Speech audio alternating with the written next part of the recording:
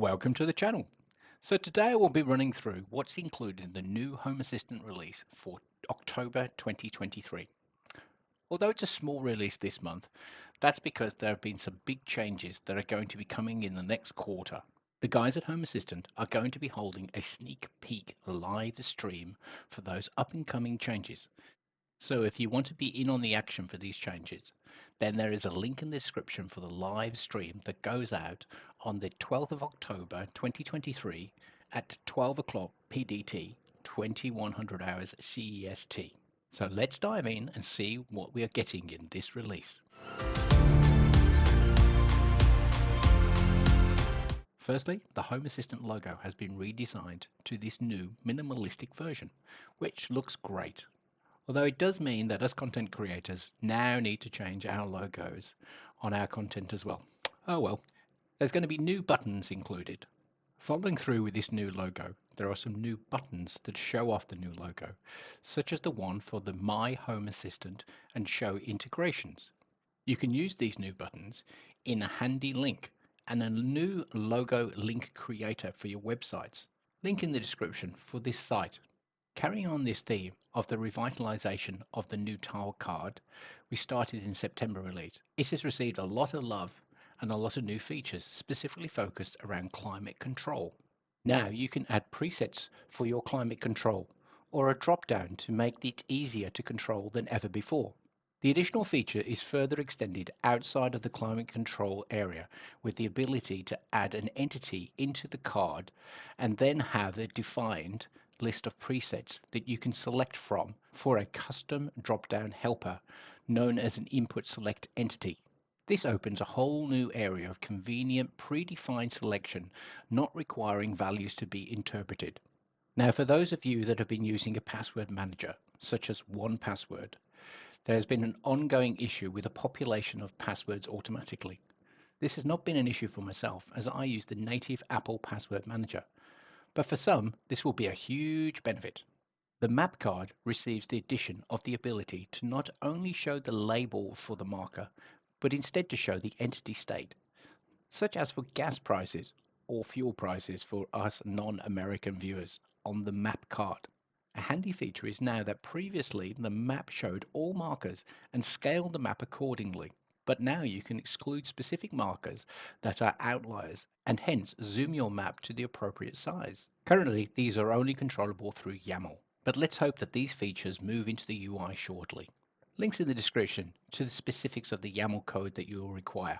So there are a few noteworthy changes for this month. ESP Home backups have got a lot smaller, which will be appreciated for saving on that disk space.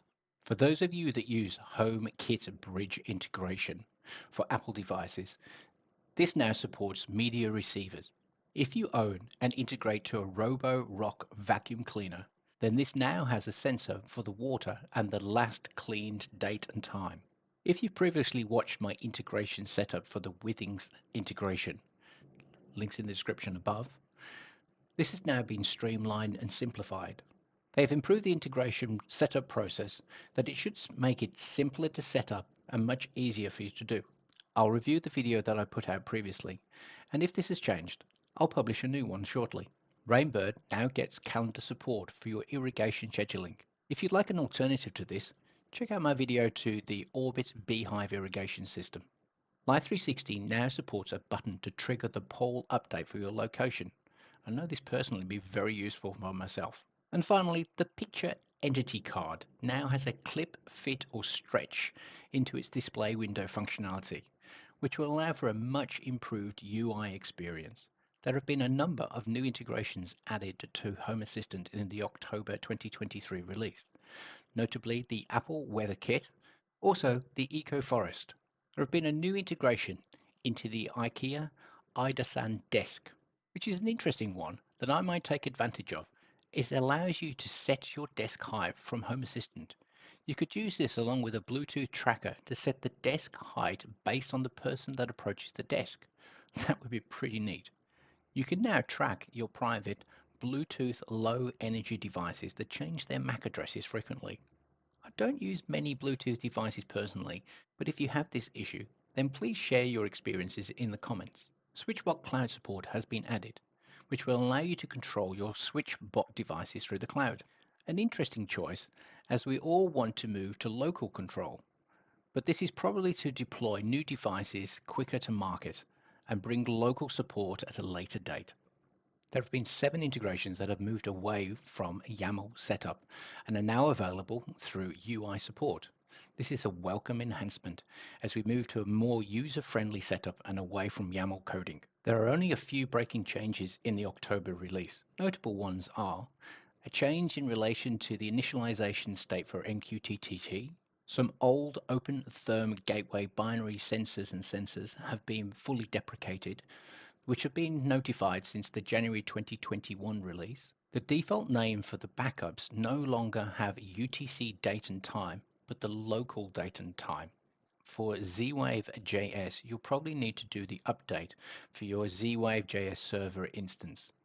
Links in the description for more details. So that's about it for the October 2023 release of Home Assistant. I'm particularly looking forward to building some integrations for my IKEA height adjustable desk and having it adjust its height based on who approaches it.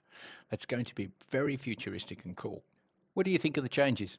Do you think that Home Assistant is going in the right direction and the changes are going to be beneficial and support the ever-growing number of home automators?